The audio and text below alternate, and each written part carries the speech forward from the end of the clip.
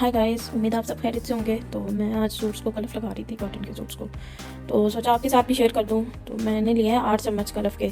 5 suit है ना, तो उसके लिए मैंने 8 चम्मच लिए हैं। आप कम या ज़्यादा कर सकते हैं। अगर आप कम लगा रहे हो तो 5 चम्मच ले लेना, एक सूट का एक ही चम्मच। मैं थोड़ी ज़्यादा लगा रही हूँ तो मैंने 8 चम्मच लिए हैं।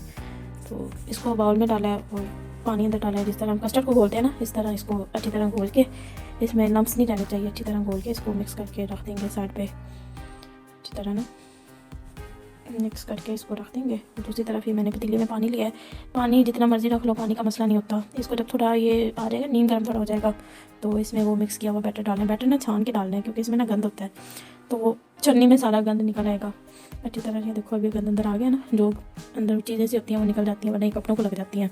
इसको मुसलसल हिलाना है, रोकना नहीं है चम्मच। अगर रोकेंगे ना तो वो नीचे एक तो लग जाता है, फिर अंदर लम्ब से बन जाते हैं, तो वो कपड़ों को लगते हैं।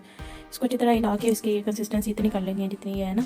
इसका कलर भी चेंज हो जाएगा और थोड़ी थिक हो जाएगी। पानी डालेंगे, इसको छानना है ना, तो छानने के लिए थोड़ा सा पानी डाला है ताकि थोड़ा पतला हो जाए। गाढ़ा है तो वो छन्नी में आएगा ही नहीं।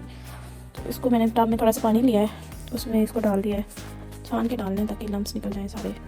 इसमें मैंने अभी 5 सूट रखे हैं।